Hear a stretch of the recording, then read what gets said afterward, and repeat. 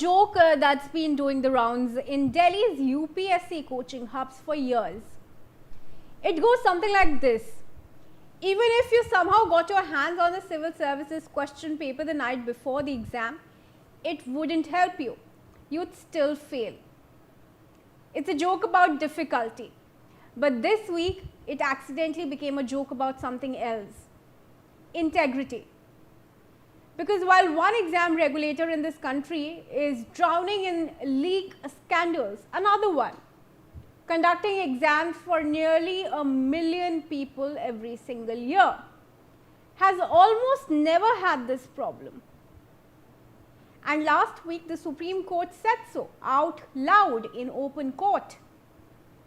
So today we are asking the question everyone in Mukherjee Nagar and Old Rajendra Nagar has quietly wondered for years.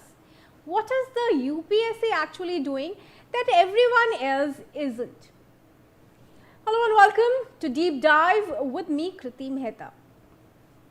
Let's set the scene first. Last week, the Supreme Court was hearing a case involving the National Testing Agency, the NTA, the body that conducts the NEET, the medical entrance exam that's been at the center of leak controversies for years. During that hearing, a bench of justices pointed to a completely different institution as the gold standard, the UPSC.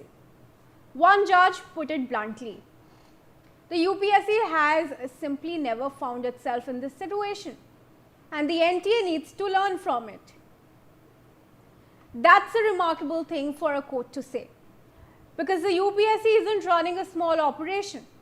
This year alone, over 8 lakh candidates sat for the first stage of the civil services exam. And that's just one of the exams it runs. The Commission also conducts recruitment for the defense academies, engineering services, medical services, and the paramilitary forces. Multiple exams, multiple stages, lakhs of candidates, thousands of centers every single year. And yet, no scandal.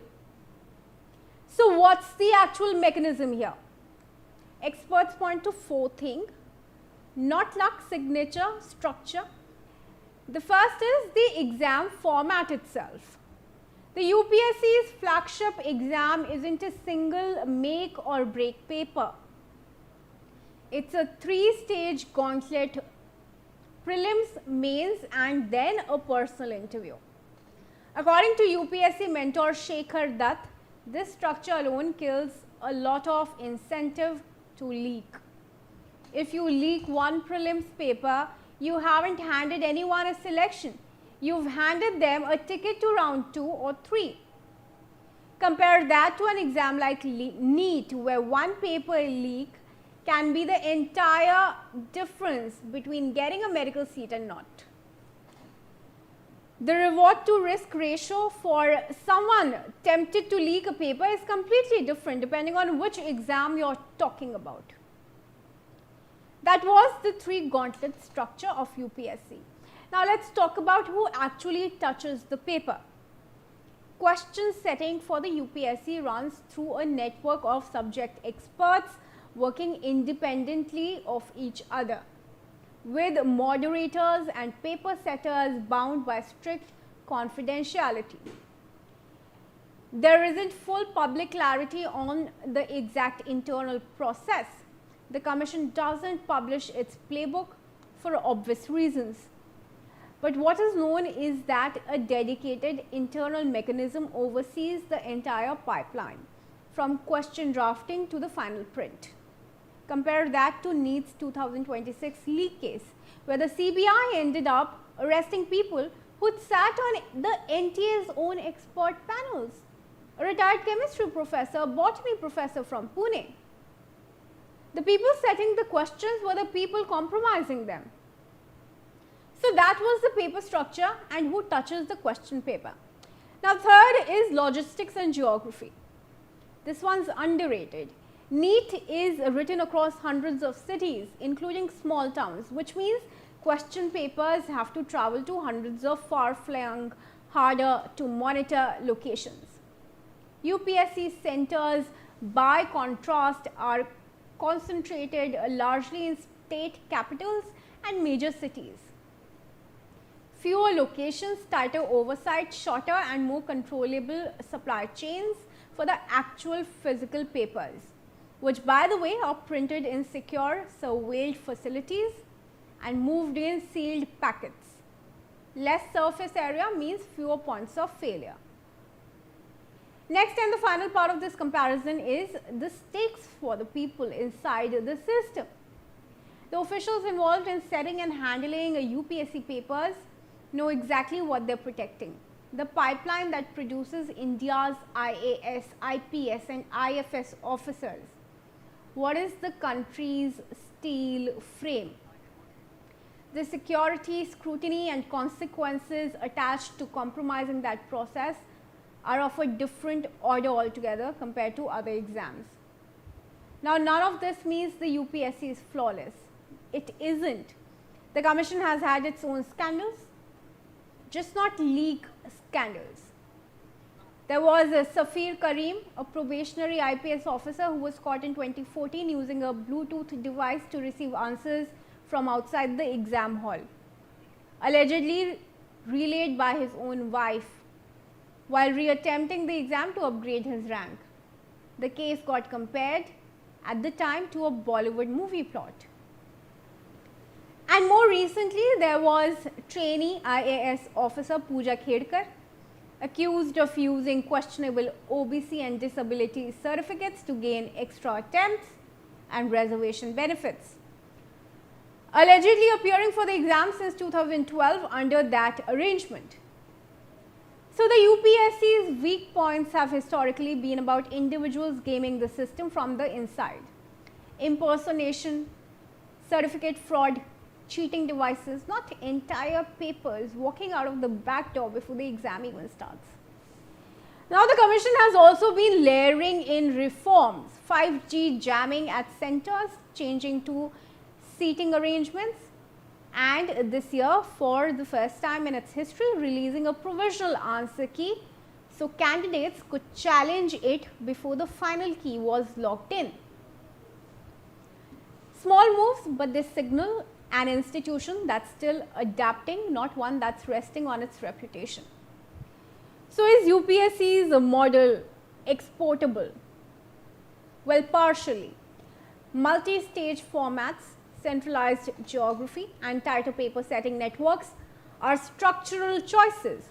Other agencies could adopt versions of them, but the deeper truth here is less about a checklist and more about time. What the Supreme Court called out last week isn't a system that was built once and never broken.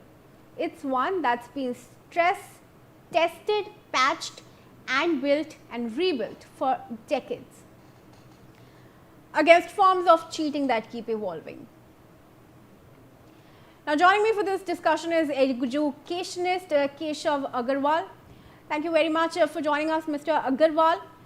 It's a very pertinent question that the Supreme Court has raised, and we here are discussing how is UPSC so foolproof, leak-proof, impenetrable, and what is it that other exam testing agencies like the NTA can take on from the UPSC? See, first of all, the format is totally different. So you can't compare UPSC and NIT. NIT also is bound by the National Medical Council. So it cannot be exactly regulated by NTA. So today, to make NIT leak free, there are other ways which we can do. You can't compare the UPSC where it involves national security aspect, integrity, where a person is selected. So for NIT, I can tell you how we can get away by NTA. NTA was formed for online exam, never for offline. So there are three things. Now, first is the paper setters. Now, we had proposed that they should be locked out in my press conference itself on May 19. And government did follow. So without mobile, without anything, from a pool of questions, they should be making in an undisclosed location. Second, the paper should not be printed. Today, the major problem is the transportation, the 1 week gap. So we had suggested that if you locate. Like now they are taking only government centers. So at the 5,500 centers, fix 2 to 3 printers, and on the day of the exam, you just need to mail it 3 hours before, and there are just 22 pages to be printed. When the child does biometric, you can easily start printing the papers, staple them, and give. So that time the paper setter is locked, no chance of going out. The people who want to take the exam have come inside, and you have started printing the papers. Today with technology you can do, and the paper is mailed just 3 hours before. So anyone who gets the paper will be of no use. Third, the biometric. Now this time there were gang solvers, Motihari, Darbhanga, they went inside. Why? Because it was given to private parties, the biometric. Now here, if you see today DigiLocker, do you need to have anyone? You just scan the iris and you go. And in NIT also they have Aadhaar. So why do you put the people to get this paper solvers? Use the Digi Yatra technology. A child will walk in, the iris cannot be cheated. Have you ever walked inside the airport without scanning or someone else can go? No. So these three systems will prove. And fourth is the paper setting. Have a paper setting which is in a way not predictable. 12 years the NIT has not even changed. So these are the 4 simple things they can do, and they can stop it. All There right. has to be intent. Content is already there. All right, Mr. Agarwal, thank you very much for speaking to us on this.